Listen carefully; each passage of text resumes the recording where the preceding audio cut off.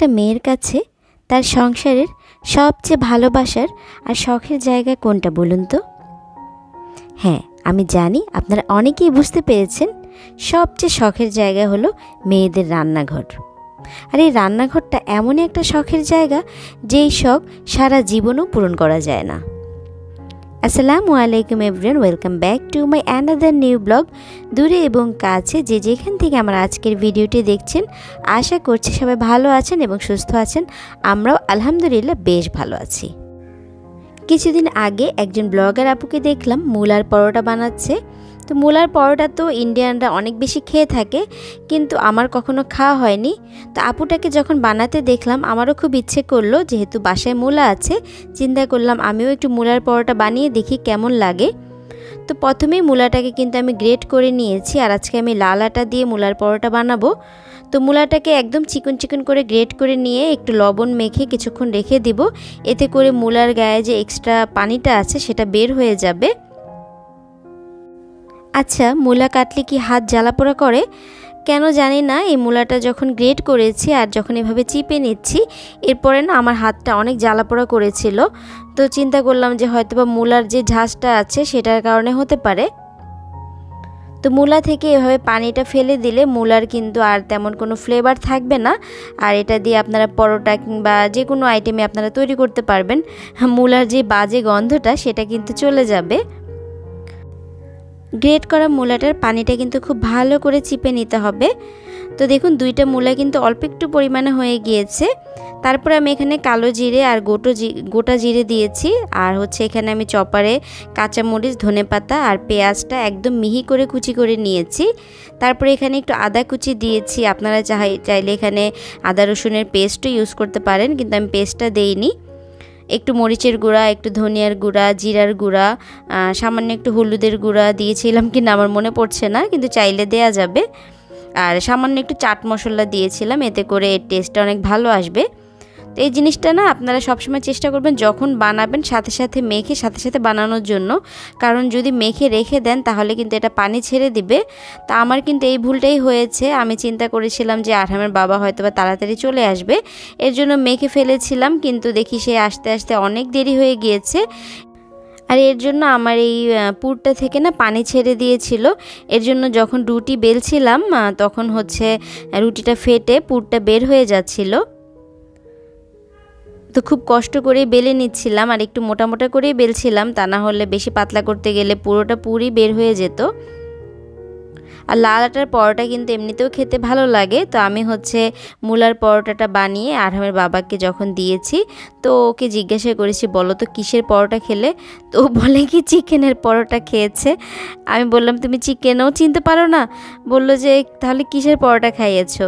তাই জন্য আমি বললাম কি থাক, তোমার আর জানার দরকার নেই, তুমি কিসের পরোটা খেয়েছো, তুমি চিকেন মনে করেই খেয়ে নাও।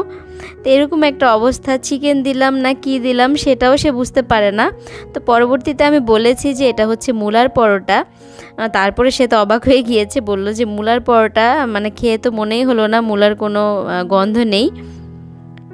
তা আমি হচ্ছে পরে আরেকটা পরোটা তো করেছি, ওইটা হচ্ছে মানে দুইটা রুটি, মাঝখানে হচ্ছে মূলার পুরটা দিয়ে তারপরে উপর থেকে আরেকটা রুটি চাপ দিয়ে বানিয়েছি। এটা বানালে অনেক ইজি হয়, পুরটা আর বের হয়ে যাওয়ার ভয় থাকে না। তা আমি হচ্ছে ঘি দিয়ে পরোটাগুলো ভেজে নিচ্ছি। তো আজকে রাতের ডিনারে আমরা হচ্ছে মূলার পরোটাই খেয়েছি, আর কিছু খাইনি। মূলার পরোটা আর সাথে ছিল একটু আচার। ইন্ডিয়ানদেরকে দেখি যে কোনো পরোটার সাথে একটু আচার বা চাটনি থাকলে বা একটু দই থাকলে ওদের আর কিছুই লাগে না, কিন্তু আমাদের বাঙালিদের মুখ বলে কথা, আমরা তো শুধু আচার হলে চলে না, আমাদের সাথে ভাজি লাগে, সবজি লাগে, ডিম লাগে, চা লাগে, তাই না? কিন্তু ওরা না খুব অল্প জিনিস দিয়ে কি সুন্দরভাবে খেয়ে ফেলে।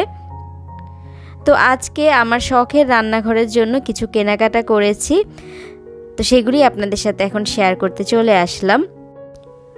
আমাদের রান্নাঘর এমন একটা শখের জায়গা যেই শখ সারা জীবনও পূরণ করে শেষ করা যাবে না। দিনের বেশিরভাগ সময় যেহেতু আমরা রান্নাঘরেই থাকি, তাই কিন্তু রান্নাঘরের জিনিস দেখলেই রান্নাঘরের জন্য কিছু কিনতে ইচ্ছা করে। তো প্রথমেই আমি শেয়ার করছি ডিমের একটা স্ট্যান্ড। এটা কিন্তু অনেক বেশি ভাইরাল, এটা কিন্তু অনেকের কাছেই আছে। তো এটা আমার এখন পর্যন্ত কেনা হয়নি। তো এই জিনিসটা আমি কিনেছি মাত্র 100 টাকা দিয়ে। তো 100 টাকা হিসেবে প্রোডাক্টটা কিন্তু বেশ ভালো। তো আজকে ভয়েস ওভার দিতে গিয়ে কী হয়েছে আপনাদের সাথে একটু শেয়ার করি। এখন পর্যন্ত আমি প্লাস 3 বার ভয়েস ওভার দিয়েছি, পুরো ভয়েস ওভার শেষ হয়ে গিয়েছে। তখন আমি দেখছি আমার ভয়েস ওভারটা রেকর্ড হয়নি, মোবাইলে প্রবলেম দেখা দিচ্ছিল। তো বারবার একই রকমের কথা বলতে অনেক বেশি বিরক্ত হয়ে যাচ্ছি আমি, কিন্তু কিছুই করার নেই, যেহেতু আপনাদের সবার সাথে আমার ভিডিও শেয়ার করতে হবে। তো শেয়ার করতে হলে কষ্ট তো একটু করতেই হবে। তো এই কষ্টের জন্য আপনাদের কাছে একটা লাইক তো আমি পেতেই পারি, তাই না? তো এখানে হচ্ছে আমি একটা মশলাদানি কিনেছি। এই মশলাদানিটাও আমার বেশ পছন্দ হয়েছে। এর কালারটা যেমন সুন্দর আর দেখতেও অনেক বেশি কিউট, একদম ছোট্টখাট্টোর ভিতরে।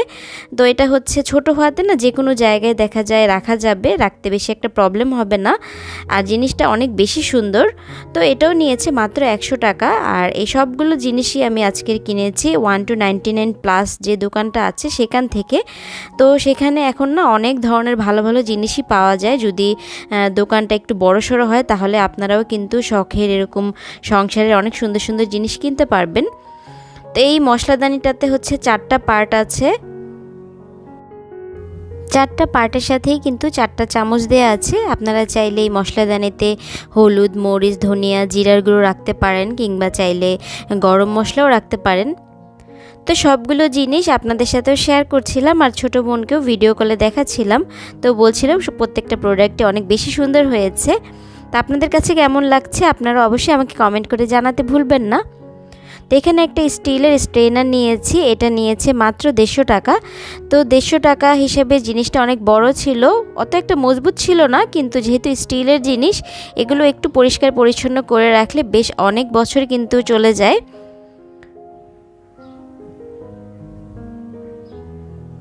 তারপরে আমি এখানে আরও কিছু জিনিস কিনেছি, কিউট কিউট জিনিস।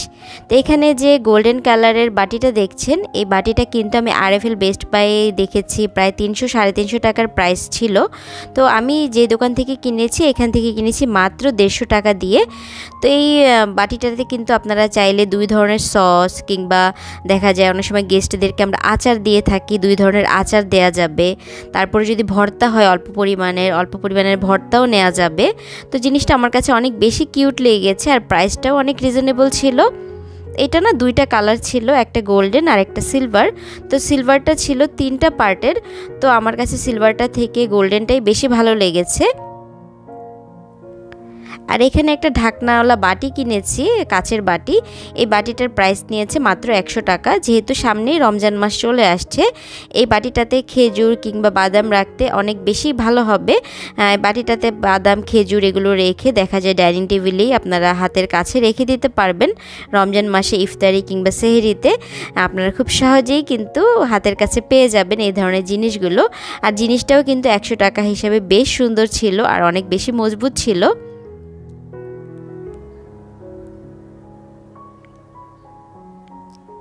তারপর আমি এখানে কিউট একটা অয়েল জার কিনেছি, একদম ছোট্ট। এই অয়েল জারটার প্রাইস নিয়েছে 150 টাকা। আচ্ছা, আমি সব কিছুর প্রাইস বলছি দেখে আপনারা কিন্তু কিছু মনে করবেন না, কারণ অনেক আপুরাই কিন্তু দেখা যায় শপিং ভিডিও শেয়ার করলে প্রাইসগুলো জানতে চায়। তো এর জন্য কিন্তু আমি প্রত্যেকটা প্রোডাক্টের সাথে সাথে প্রাইসগুলো বলে দিচ্ছি। তো এই জারটা আমি অনেক বছর আগে আমাদের বাসার পাশে পেয়েছিলাম, তখন ছিল এটার 100 টাকা করে প্রাইস।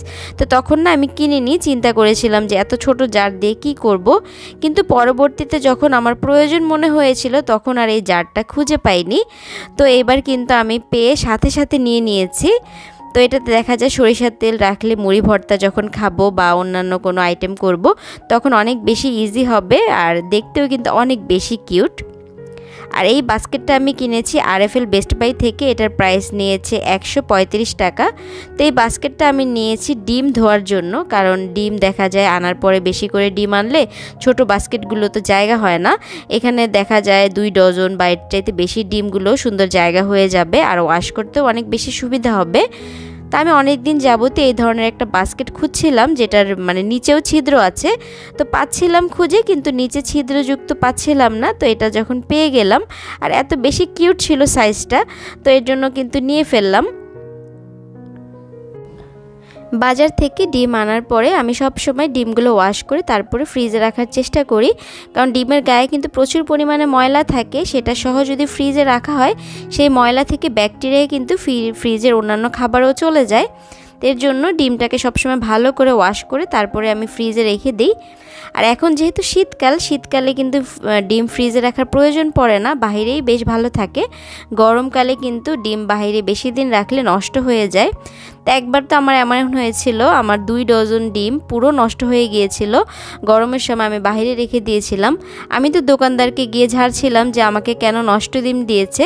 তো যখন দোকানদার ভাইয়া বলল যে আপনি ডিম বাইরে রেখেছিলেন, এর জন্য হচ্ছে ডিমগুলো নষ্ট হয়ে গিয়েছে। তারপর থেকে আমি গরমের সময় কখনোই ডিম বাইরে রাখি না, সবসময় ফ্রিজেই রাখি। দেখা যায় বাইরে রাখলেও 3-4টার বেশি রাখি না, 2 দিনে খাওয়া হয়ে যাবে সেরকম ভেবেই রাখি। আর শীতকালে এই জিনিসটাও কিন্তু অনেক ভালো, ডিম আর ফ্রিজে রাখা হয় না, বাইরেই রেখে দিতে পারি কোনো চিন্তা ছাড়াই। তো এই যে আমার ডিমের যে স্ট্যান্ডটা কিনেছি সেটাতে কিন্তু আমি ডিমগুলো সুন্দরভাবে অর্গানাইজ করে রাখছি। তো এখানে প্রায় হচ্ছে 17 থেকে 18টার মতন মনে হয় ডিম জায়গা হয়। আর জিনিসটা ছোট হওয়াতে না আমার কাউন্টার টপের এক পাশে খুব সুন্দরভাবে অর্গানাইজ করে রাখতে পেরেছি। আর চাইলে কিন্তু আপনারা এটা ফ্রিজেও রাখতে পারেন, অনেক বেশি ইজি হবে রাখতে, আর জায়গাটাও বেশি একটা লাগে না। আর ডিম নেওয়াটা হচ্ছে সবচেয়ে বেশি সুন্দর লাগে, একটা একটা করে নিলে সুন্দর রেলগাড়ির মতো ঝকঝক ঝকঝক করতে করতে সামনের দিকে আবার চলে আসে। আর এই ভিডিওটা হচ্ছে আরেক দিনের শপিংয়ের ভিডিও। তো বাইরে গিয়েছিলাম, মিরপুর হোপ মার্কেট সবাই চিনেন, তো সেখানে গিয়ে আমার এই কিউট কাপগুলো পছন্দ হয়ে গিয়েছিল। তো এর জন্য হচ্ছে এই কাপগুলো কিনেছি। চিন্তা করলাম এই শপিং ভিডিও যেহেতু শেয়ার করছি, এই ভিডিওটাও একটু শেয়ার করে দেই।